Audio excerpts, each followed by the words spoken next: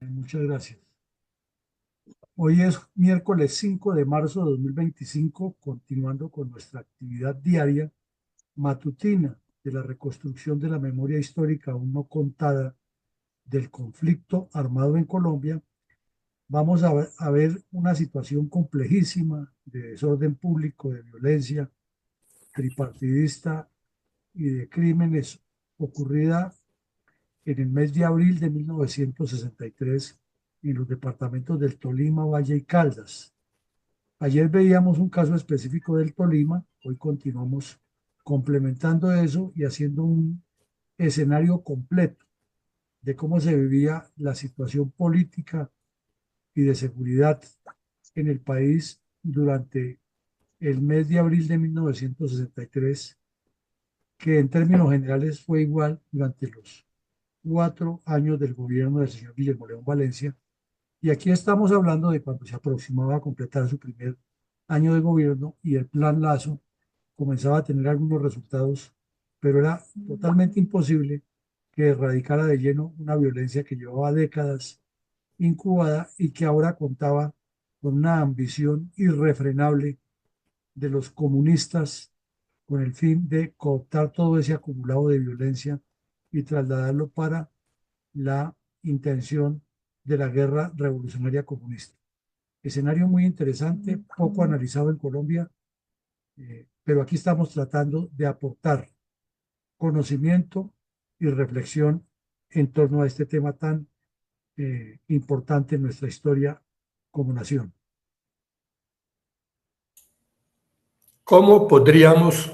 describir la caótica situación política por inseguridad, acaparamiento, violencia tripartidista y politiquería al inicio del quinto año del Frente Nacional con base en los convulsos hechos de orden público en varios departamentos del país en abril de 1963?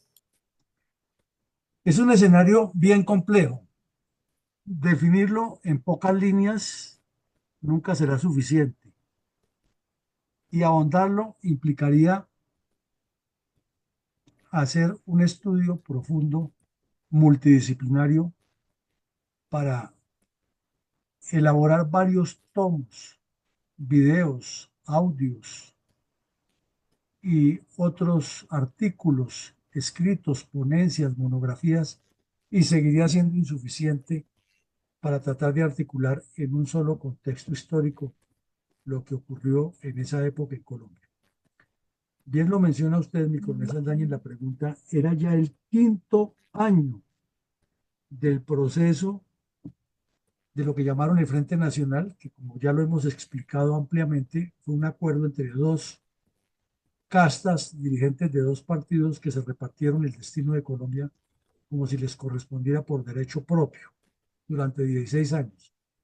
El primer periodo lo dirigió el señor Alfonso, el señor Alberto Lleras Camargo, con muchos altibajos, muchas mentiras no tan piadosas y muchos mensajes sesgados, tratando de convencer a la opinión pública de lo que no se podía convencer, que era que ahora sí había llegado la paz y que la culpa era del general Rojas Pinilla, lo cual pues ya hemos demostrado que no es cierto. Coronel. Estaba, estaba en boga el proceso de la Alianza para el Progreso. Había muchos intereses mezquinos detrás de esto, pero a esa situación se le sumaba que había unos productos semiperecederos agrícolas, verbigracia, la azúcar o el azúcar, eso se puede mencionar de las dos formas, eh, que eran acaparados y escondidos, y esto generaba unos aumentos en el costo de vida porque se le hacía una presión terrible a un Instituto Nacional de Abastecimientos que ha creado el general Rojas Pinilla con el fin de facilitar que nunca hubiera desabastecimiento y que hubiera seguridad alimentaria en términos generales. Estaban en la pugnacidad de siempre los dirigentes políticos repartiéndose el poder y las ambiciones del Partido Comunista y del MRL por localizarlo Y a su vez, los partidos tradicionales tenían dos líneas, cada uno divididos. Los centros universitarios estaban afectados por la presencia de grupos de tendencia comunista, los sindicatos infiltrados y el magisterio haciendo paro hasta porque hacía sol o porque llovía. Entonces, todos los factores que vemos sumaban en contra de Colombia y por eso les decíamos que hacer un cuadro completo de esto demandaría un trabajo multidisciplinario y muchos productos, desde escritos, audiovisuales, audios, relatos, crónicas, artículos, ponencias, monografías, etcétera. Continuemos, mi coronel. Mi coronel, ¿cuál, perdón, qué otros hechos de violencia sucedieron en el mismo departamento un día después de que se publicaran las preocupantes cifras de violencia en esa región y de que la gobernación del Tolima se ufanara de los esfuerzos de las tropas del Ejército Nacional al capturar a 9 bandidos de la violencia tripartidista en el mismo momento en que la esposa del gobernador promovía la imagen de su región en todo el país? Sí, ayer vimos en el episodio anterior todo ese escenario relacionado con las 9 capturas que han ocurrido en los primeros días del mes de abril, la posición muy altruista de la señora Hilda Paramillo en favor de las comunidades, sobre todo la preocupación que le daba a ella y que puso en primer plano de la niñez desamparada por la violencia, mucha orfandad, muchos niños muriéndose de hambre en un departamento supremamente rico como el Tolima y los adultos mayores abandonados a su suerte porque los que no estaban en ancianatos públicos terminaban viviendo en las calles o por ahí de caridad, arrimados en alguna vivienda sin ningún servicio, ni médico, ni odontológico, ni ninguna pensión, ni ningún ingreso para sobrevivir viviendo de la caridad pública. Al mismo tiempo, el gobernador y el secretario de gobierno de Tolima, siguiendo la misma línea que han traído durante el gobierno Lleras, de mentirle al país con partes mentirosos, con partes de victoria, utilizando los éxitos militares como puntal para soportar sus argumentaciones públicas, decían, como dijimos ayer, que había unas capturas y que todo iba viento en popa y que el Tolima era cuestión de paz y desarrollo y que estaban unidos con la señora Hilda y además el eterno candidato Carlos Lleras Restrepo haciendo politiquería en su columna del bachiller Clofas, etcétera. Pero, como también lo mencionábamos ayer y hoy lo profundizamos un poco, en los municipios de Ibagué, Cajamarca y Santa Isabel, la situación era muy diferente, porque allí seguía la violencia persistente. El ejército realizaba operaciones muy importantes con los batallones Patriotas, Colombia, RUC y General Caicedo. En esta zona del país, el batallón Tenerife también apoyaba. Y otras unidades de lanceros y de localizadores eran enviadas a menudo al Tolima. Inclusive el batallón Boyacá había estado un largo tiempo con ocasión de la Operación Colombia. Y se producían a diario encuentros armados, delincuentes eliminados, delincuentes capturados, pero la situación era de tal dimensión que parecería como que se reproducían como la mala hierba. Y veíamos ayer que en la ciudad de Ibagué fue capturado un bandido de nombre Conrado Patiño, alias Puñalito, y otro que le decían de apellido Valderrama, alias El Pardo, los dos integrantes de la cuadrilla de Sangre Negra. El tal Puñalito tenía un largo prontuario porque era el que voluntariamente se ofrecía para asesinar a las víctimas apuñaladas y hasta degollarlas. Era una gran persona. Si estuviera vivo, Petro lo tendría de ministro de Educación. Y esos bandidos se encontraban en la ciudad de Ibagué adelantando actividades logísticas y de coordinación con los dirigentes políticos que les servían de cómplices.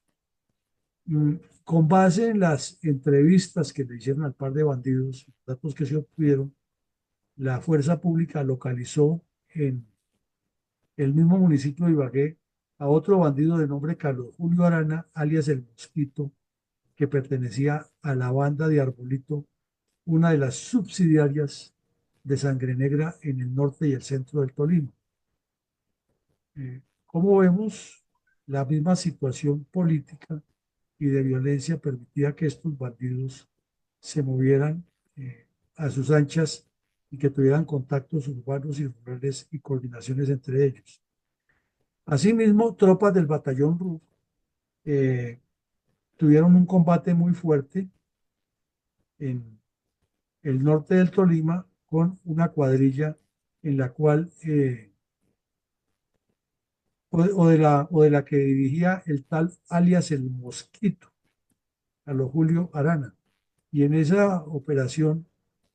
fueron dados de baja dos bandoleros, se les incautaron armas, municiones, eh, documentos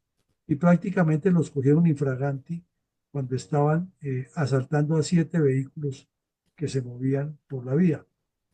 Recordemos que el ejército tomaba una serie de medidas de ayuda a la comunidad que nunca serían suficientes, pero que eran oportunas en algunas situaciones. Verbigracia en esta, un vehículo que venía apoyado por el ejército con transporte urbano cayó en la emboscada donde estaban los bandidos robando y los bandidos no se dieron cuenta que les había llegado el ejército y se armó el tiroteo, cayeron dos bandidos y no pudieron robarse todo lo que ya le habían quitado a los pasajeros de los vehículos anteriores. ¿Cuál Igualmente, fue, no, perdón, igualmente ese mismo día, el jefe de el DAS en el municipio de Líbano, Tolima, fue herido por unos bandidos que estaban en una situación sospechosa cerca de las instalaciones de esta dependencia oficial y cuando él les requirió que se identificaran y trató de requisarlos, lo atacaron con arma de fuego y lo dejaron herido allí en ese sitio. Entonces, en síntesis, una cosa era lo que decían los dirigentes políticos, otro el interés de la señora esposa del gobernador, otra la realidad que enfrentaban las tropas y otra muy distinta la realidad que enfrentaban los habitantes del Tolima, eh, presas de toda esta violencia constante de los tres partidos políticos por medio de sus bandas armadas. ¿Cuál fue el trágico balance de personas fallecidas producto de la violencia tripartidista el mismo día en el municipio de Tuluá Valle, lo cual nos demostraría que los gobiernos del Frente Nacional manipularon una narrativa engañosa acerca de la crítica situación de violencia tripartidista en Colombia? Pues ese día en el municipio de Tuluá ocurrió una masacre espantosa. Eh, Bandoleros de, de tendencia conservadora encabezados por un sujeto que le decían Melco, de quien ya hablamos aquí, que fue eliminado posteriormente en un combate con el ejército, asaltaron una finca y degollaron a 5 personas, incendiaron la hacienda y se fueron dejando el mensaje que para toda la región el que siguiera apoyando a los liberales se moriría. Entonces, no solamente el problema era en el Tolima, sino que en el Valle y Caldas, porque en Caldas también hubo problemas ese día, las cosas se seguían complicando. Mi coronel, ¿Qué proponía a los colombianos el parlamentario chocuano Luis Concha Córdoba, en lugar de concentrarse en su deber principal, que era servir al país? Bueno, este parlamentario chocuano, Luis Concha Córdoba, era un personaje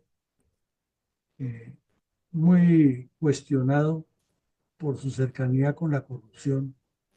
y con la politiquería. Fue el primer parlamentario negro de Colombia reconocido afrodescendiente, abuelo de otro personaje que fue letal, fatal para la historia de Colombia. Nos referimos a la señora Piedad Córdoba, senadora varias veces investigada por múltiples actividades delictivas, descarada cómplice del grupo terrorista de las FARC y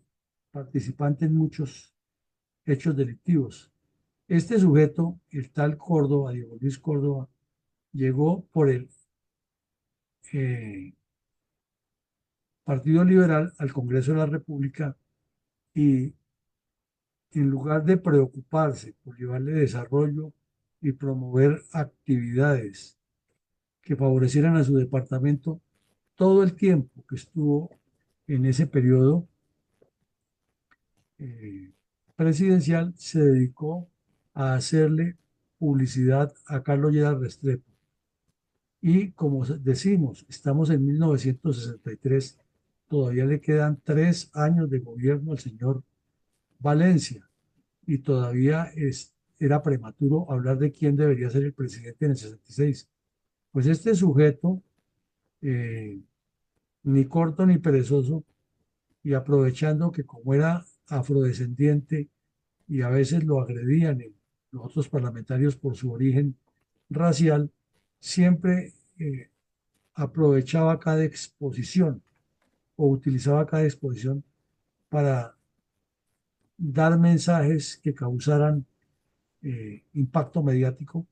y entonces no tuvo problema en pleno parlamento, en una sesión que estaban hablando de otro tema,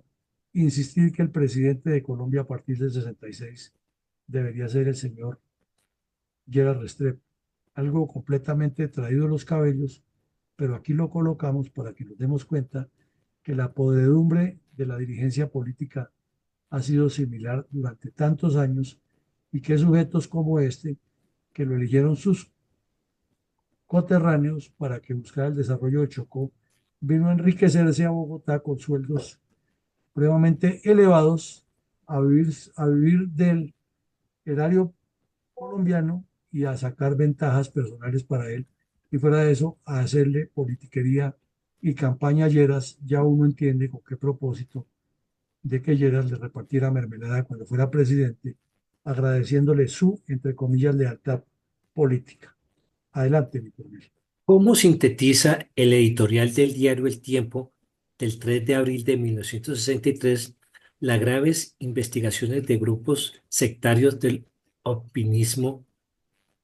ospinismo contra los liberales, lo cual, por razones obvias, podría repercutir en violencia tripartista en las que ya afectadas zonas rurales de diversos departamentos?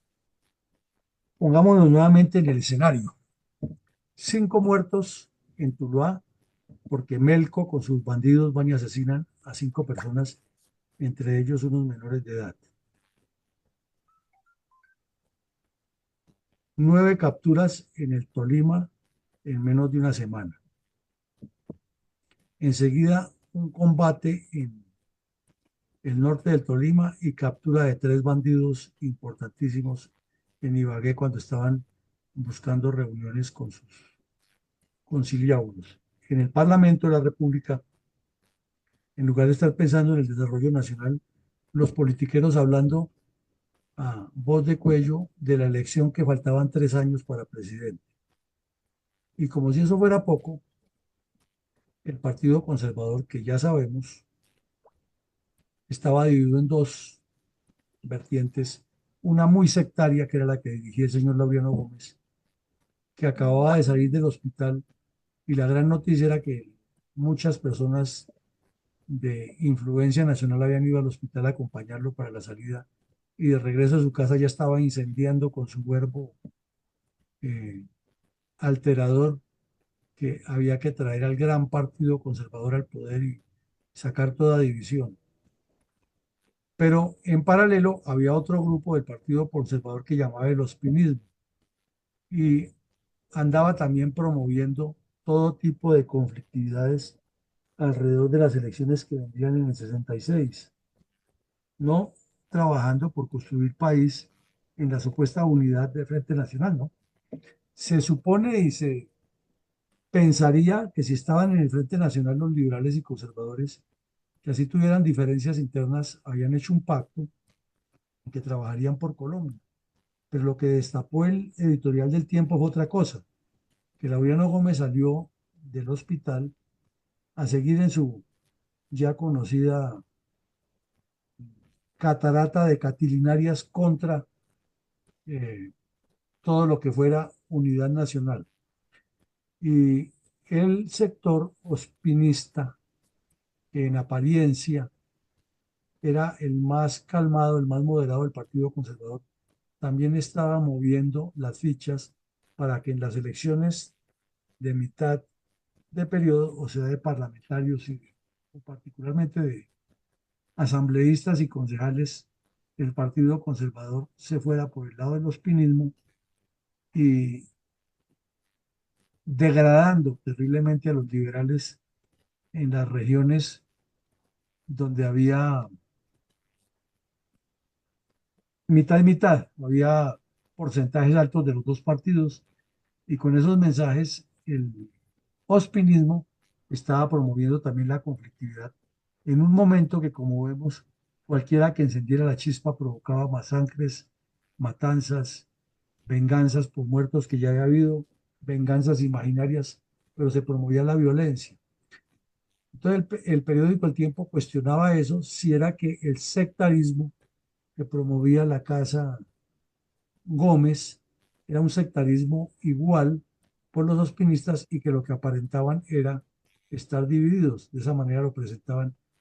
Y pues ya entenderemos que ese tipo de mensajes le llegaban a personas que poco entendían, porque estos editoriales, como ya los hemos dicho, eran referencia para los comentarios nacionales y regionales por la radio, que sí lo escuchaban muchos campesinos, inclusive trabajando en las parcelas con su radio, transistor terciado en una mochila, escuchaban toda la programación y por deducción lógica, cualquier tipo de mensaje de estos incidiría en más polarización y posteriores actos de violencia. Entonces, ¿qué sucedía entre tanto con los inicios del Plan Lazo en diferentes regiones del país? Aquí ayer veíamos que tropas del Ejército Nacional han realizado una cantidad de acciones cívicos, varias, de cívico-militar en varias regiones. Hoy vemos que aquí en Bogotá, frente a la Escuela de Caballería al norte, quedaba un barrio grande del, llamado El Pedregal, que tenía 485 viviendas. Vivían personas de escasos recursos, muchos de ellos tenían familiares trabajando en las pesebreras de la Escuela de Caballería o en obras públicas con la capital. Eran personas de escasos recursos. Entonces el batallón, la Escuela de Caballería hizo una actividad grandísima que incluyó atención médica, odontológica, peluquería, vacunas para las mascotas, atención eh, o asesoría jurídica para personas que tuvieran problemas, algo de trazado de viviendas, procesos para legitimar propiedades, etcétera. Todo eso lo hizo aquí en el norte de Bogotá, en la Escuela de Caballería en el momento. Y en Cartagena, en el sector de La Boquilla, donde había mucha pobreza en esa época, en Cartagena, la ciudad heroica, el la Fuerza Naval del Atlántico y la Escuela Naval, o sea, lo que llaman la base naval allá y la Infantería de Marina, hicieron una serie de actividades muy importantes de acercamiento con la comunidad en el mismo sentido, tratando de llevar, por lo menos en alguna ocasión, algunos elementos paliativos para la situación económica difícil que vivía esta gente. Entonces vemos que el Plan Lazo sí arrancaba con la parte militar, pero lo que no vemos por ningún lado es el compromiso integral de los ministerios, de los alcaldes y los gobernadores para que eso diera un vuelco transformador al problema de la violencia tripartidista. ¿En qué consistía la propuesta del gobernador de Caldas, Álvaro Campos Posada, para que el gobierno nacional realizara un proyecto denominado Crédito Campesino para la Paz? Porque, porque nunca ha cuajado este tipo de propuestas que siempre parecen ser atractivas y efectivas para evitar la violencia en los campos. Pues sabemos que la zona cafetera y Antioquia son de altísima vocación agrícola y con unos renglones muy definidos, ¿no? Caso particular, el café es uno de los renglones muy definidos en esas zonas para los cultivos y desafortunadamente en las zonas cafeteras se incrementó muchísimo más la violencia tripartidista en esa época. Entonces, igual que ahora, aparecieron los pazólogos, los especialistas en paz, los especialistas en soluciones integrales del campo, los de la integración del campo con la ciudad. No es nada nuevo. Lo de los expertos en explotación agropecuaria y los que nunca han cogido un asadón, pero se vuelven sabelotodos en todos los temas del campo. El gobernador de Caldas, que era una persona originaria de allá y conocía bien el tema de los cultivos, propuso un plan de crédito rural, como si hubiera descubierto que el agua moja. Pero es que eso ya lo había hecho el general Rojas Pinilla. Eso era parte de las propuestas que se han presentado en los informes de la CEPAL, del EFEF y de Curry. Era parte de los estudios que tenía el mismo Ministerio de Agricultura en proceso o que ya había realizado. Y era parte de lo que se había dicho en las revistas y medios especializados que investigaban los problemas sociales, políticos, económicos de Colombia. Sin embargo, pues el gobernador propuso eso y planteó que se provea una ley a nivel nacional que afectara positivamente en el desarrollo a los departamentos de Cauca, Tolima, Valle, Huila, pero pues naturalmente que a él le interesaba era que en su departamento lo tuviera más desarrollado. Y planteaba algunos procesos que no son nuevos o no eran nuevos en ese momento y hoy menos, pero que al final terminaron en lo mismo y es la segunda parte de la pregunta que usted hace, ¿por qué nunca ha funcionado esto? Pues no ha funcionado porque es que lo han manejado con corrupción, con politiquería, con desvío de los enfoques y porque al final terminan trasladándole las responsabilidades a las fuerzas militares de un problema que es generado por ellos mismos. Eh, por ende, por más créditos campesinos que se inventen y le cambien los nombres, como lo ha demostrado cada uno de los procesos de paz, si no es una política de Estado, si no es el Ministerio de Agricultura el que va y se pone al frente y tiene a sus respectivos satélites supervigilando y le hace una evaluación correcta, aquí podemos pasar por 1000 reformas agrarias, 1000 créditos campesinos para la paz, 1000 programas de reinserción y será siempre la repetición de la repetidera y los comunistas armados y desarmados con la venia cómplice de sus conciliábulos siempre dirán que hay que hacer la paz y que el campo está en medio de. ¿Cómo nos explicamos que hace 64 años se hablaba exactamente de lo mismo que ahora? Que el problema es el campo, que la repartición de tierras, que no se ha cumplido completamente lo que se pactó en La Habana. Pues si no se cumplió lo que se pactó en el crédito para la paz de los años 60 o lo que dejó trazado el general Rojas Pinilla en los 57, 58 y cuando él salió, la politiquería le cambió de orden. Si no le funcionó al señor Lleras Camargo, lo de entregarles 4 repúblicas independientes. Y de ahí para allá el proceso de paz que ha habido en cada gobierno pues ¿cómo vamos a esperar que en este funcione? Mi coronel, ¿qué otros hechos de violencia tripartidista, perdón, se resaltan que ocurrieron esa misma semana en la capital de la República y en el departamento del Tolima? Bueno, en la capital de la República, aquí en la carrera novena, con calle 23, prácticamente en el barrio Santa Fe, la capital de la República en Bogotá, las, la policía, que tenía una estación muy cerca, allanó un taller del cual se tenía información, que era una armería, una fábrica de armas grande. Y efectivamente lo allanaron y encontraron gran cantidad de material, tanto hechizo con todas las condiciones para ser utilizado como armas de fuego letales o de armas de fuego reales que estaban siendo reparadas o revisadas de manera ilegal sin ninguna autorización del Estado para ejercer dicha actividad. Eh, Tras las investigaciones se probó que allí era la armería particular de una de las tantas bandas delincuenciales que causaban daños en el país. Entre tanto, en el área urbana del municipio de Chaparral, Tolima, al sur del departamento, donde ya Tiro Fijo estaba imponiendo la ley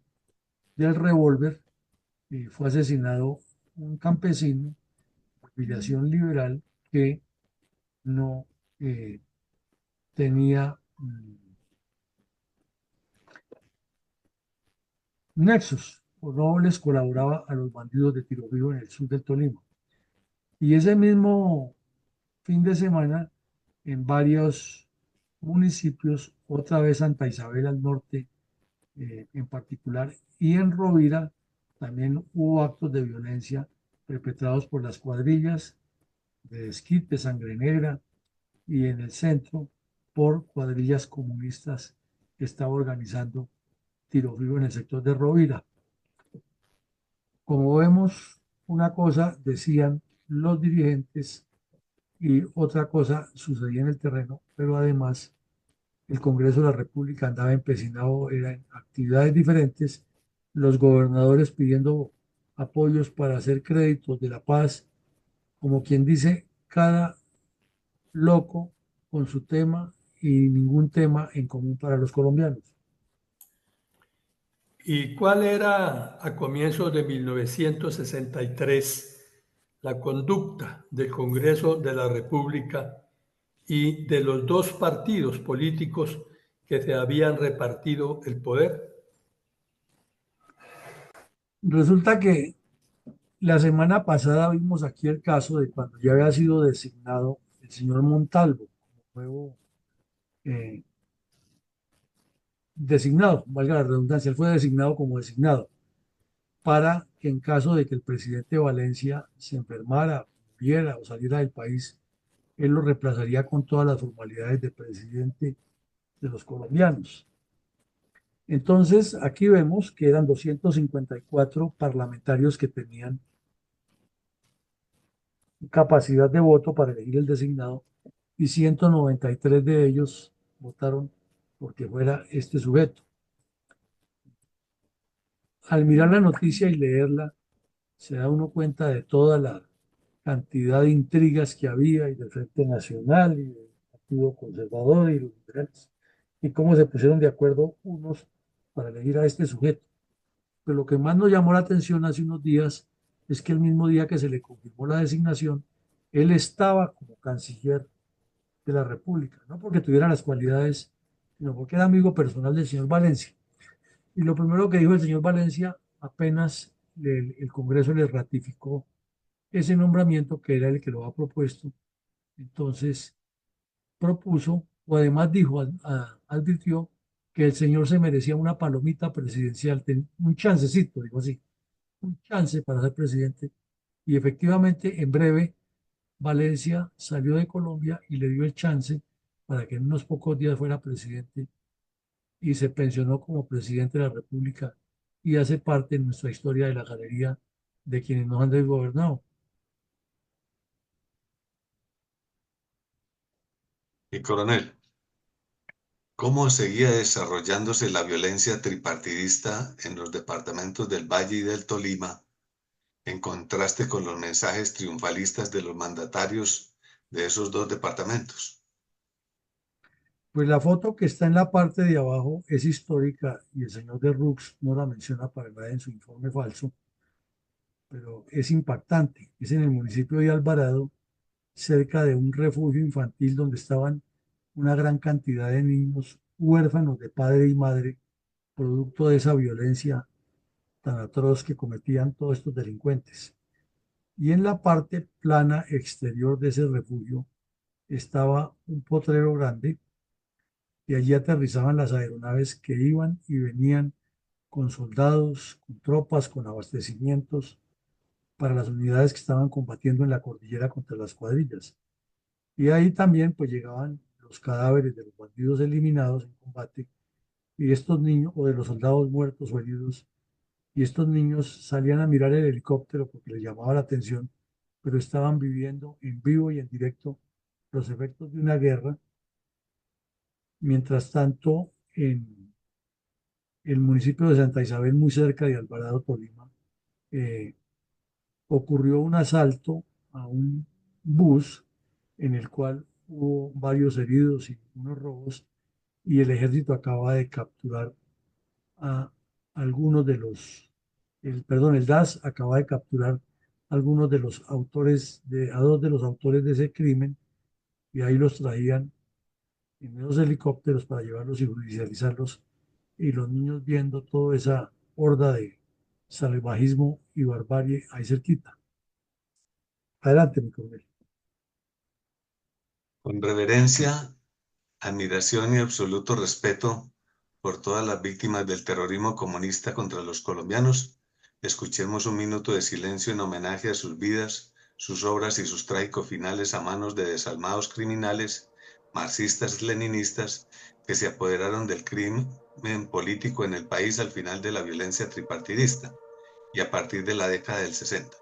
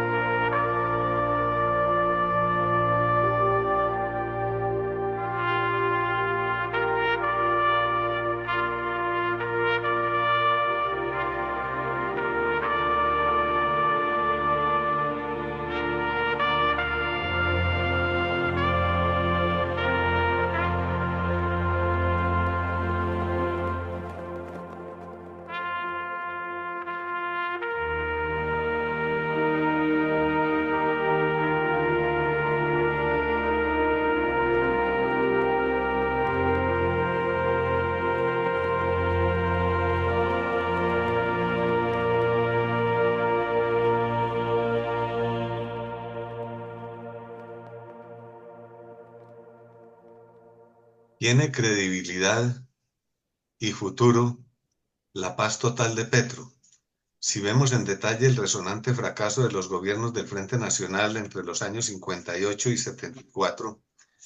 cuyas ideas laxas y débiles de la paz eran muy parecidas a las del actual gobernante colombiano. Si nos atenemos a la famosa frase del sabio Einstein,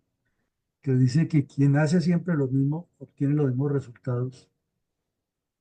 de tajo decimos que no va a tener ningún éxito la paz del señor Petro. Es que estamos viendo lo mismo de esa época, que los créditos agrarios, que la inversión social del Estado en las zonas afectadas por la violencia y al final no se ve ningún cambio trascendental, diversidad de grupos armados ilegales en rapiña por el poder,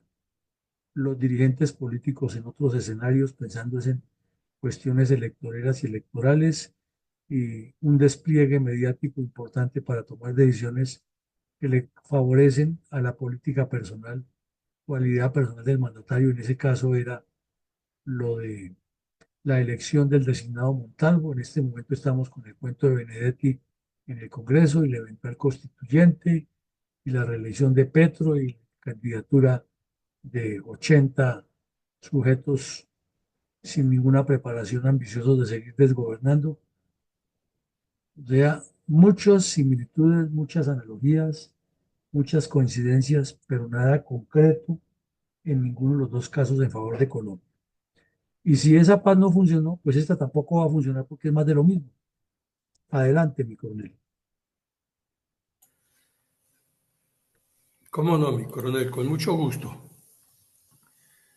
Bueno, hoy miércoles 05 de marzo estamos presentando el episodio 718 de la memoria histórica de Fundel, que trató de los intensos combates contra bandoleros comunistas y liberales en el Tolima en abril de 1963. Objetivo: Colombia. Francamente, uno no entiende la razón para que los gobiernos no solo no combatan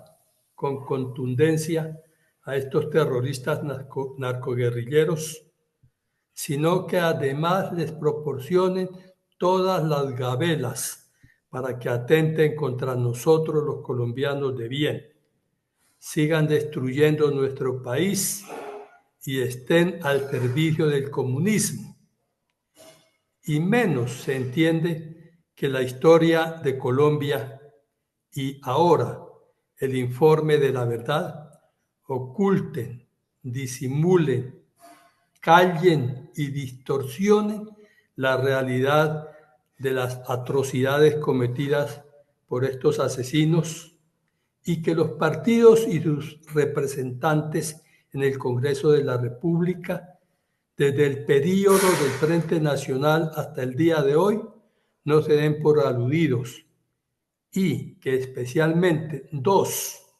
la legislativa y la ejecutiva, de las tres ramas del poder y los entes de control asuman una posición sumisa ante las decisiones del Poder Ejecutivo, quienes en todos los tiempos han hecho y deshecho en materia de orden público, sin que hasta ahora hayan podido alcanzar la tan anhelada paz. Y por el contrario, cada día parece estar más lejos la seguridad y con ella el desarrollo nacional. Pues todos los gobiernos, sin excepción, han sucumbido ante las exigencias, primero de los bandoleros de la llamada violencia bipartidista, porque ellos mismos la consintieron, y luego la mutación hacia el Partido Comunista, que bien la supo aprovechar y desde esa entonces ha arremetido sin tregua contra su propia patria. Lo anterior significa que la depredación y la violencia en nuestro país ha sido gestada en los tres partidos políticos, a saber, liberal, conservador y comunista. Decirlo es una cosa y demostrarlo es otra. Dirán quienes escuchen, vean y analicen los episodios de memoria histórica que presentamos en Fundel, si las investigaciones bibliográficas, narrativas e históricas compiladas aquí no son pruebas suficientes que fundamenten la anterior afirmación. Pero si ante las ocurrencias de violencia y depredación del país son impasibles las tres ramas del poder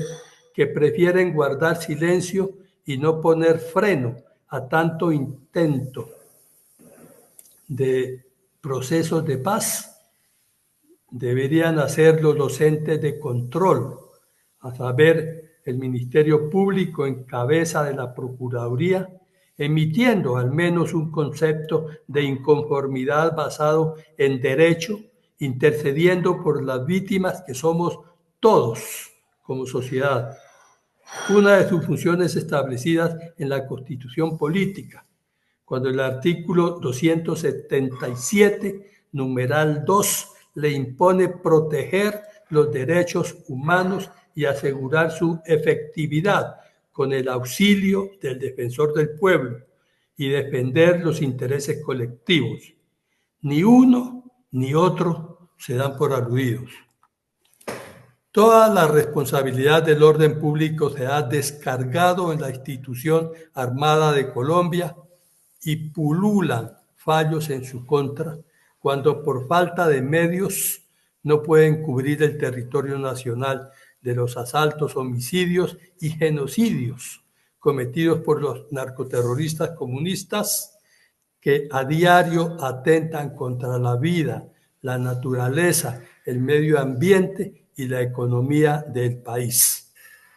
Mientras el Estado, y en particular el Ejecutivo, no asuma responsabilidad alguna, ni jurídica ni políticamente, Colombia seguirá desangrándose y nuestros soldados y policías combatiendo y sacrificando sus vidas como lo han hecho desde la primigenia formación de bandoleros hasta hoy,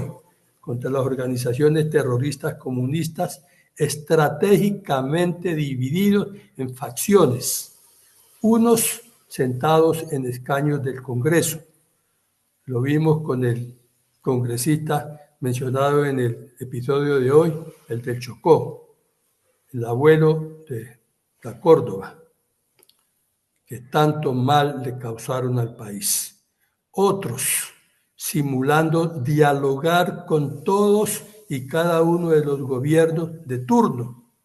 algunos camuflados en diferentes instituciones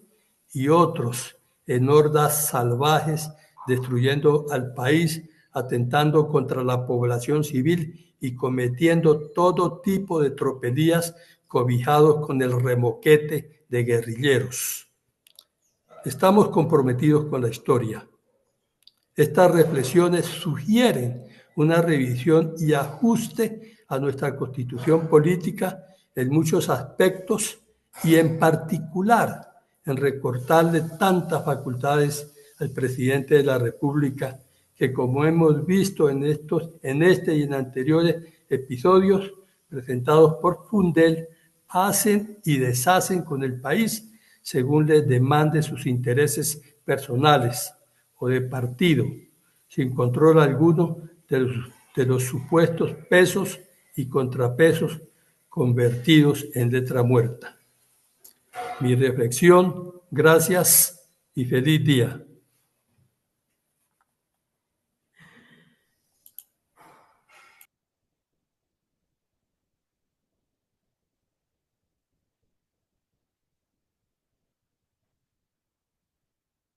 ¿Me escucha, mi coronel?